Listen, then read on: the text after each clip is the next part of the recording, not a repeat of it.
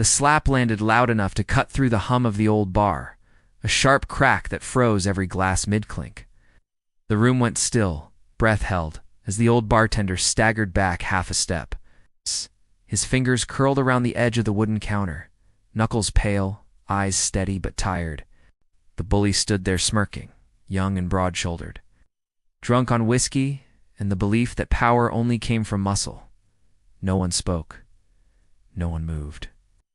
And no one, not even the man who'd just been struck, could have guessed that this was the same quiet bartender who had once taught legends how to shoot straight. The bar sat on the edge of a dusty town that most maps had forgotten.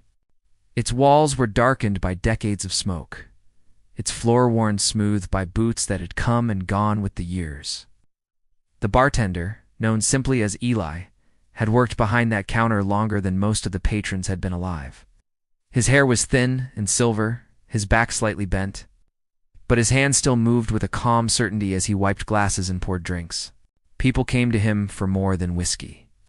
They came for silence, for listening, for a place where the world slowed down just enough to breathe. That night, the bully call had come crashing in with laughter and noise, knocking chairs aside, throwing coins on the counter like they were trash. He was a name people whispered, a man who liked to prove himself by humiliating others.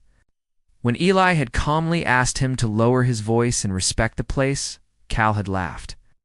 When Eli refused to serve him another drink, the laughter turned cruel. The slap followed, fast and public, meant to strip the old man of dignity.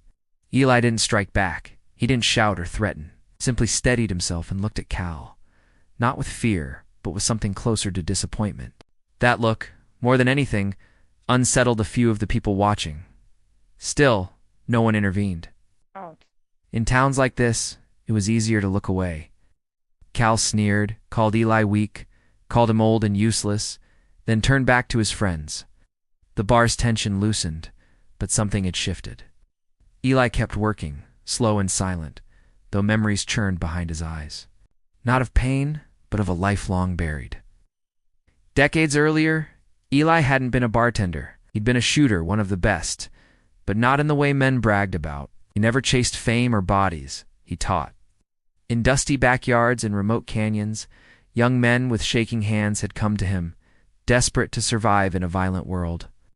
He taught them patience before speed, control before power. A straight shot starts with a steady mind, he used to say.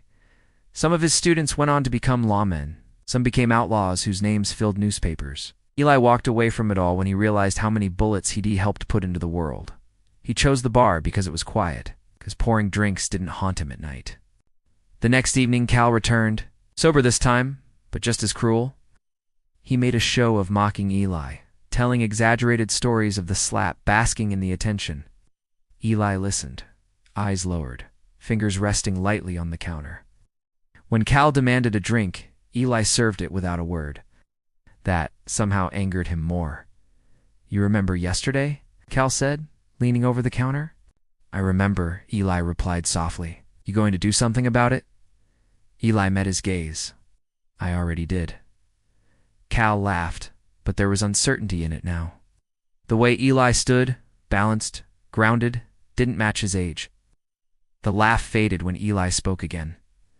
"There's a shooting contest tomorrow morning," Eli said. "Edge of town? You like proving yourself? You should come." Cal grinned. "You joking, old man?" "No," Eli said. "I'll be there." Word spread fast.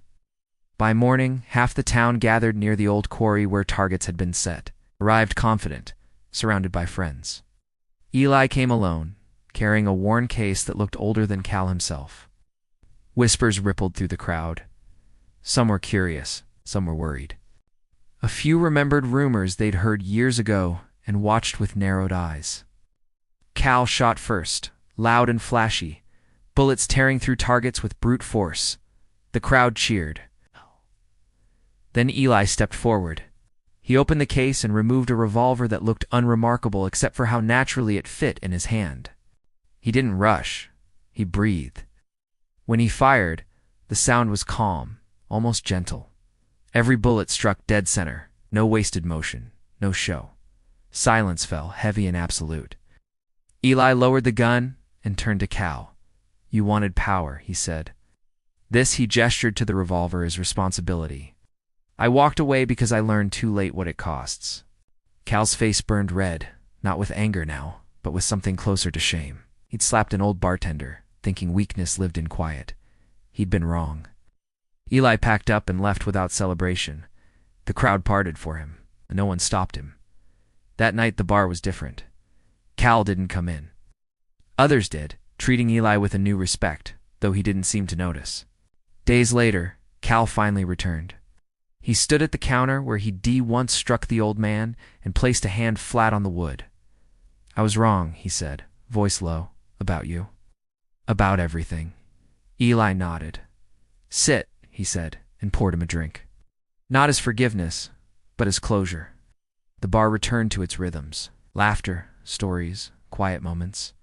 But no one ever forgot the lesson of that slap, the reminder that strength isn't loud. The most dangerous people are often the ones who've chosen peace.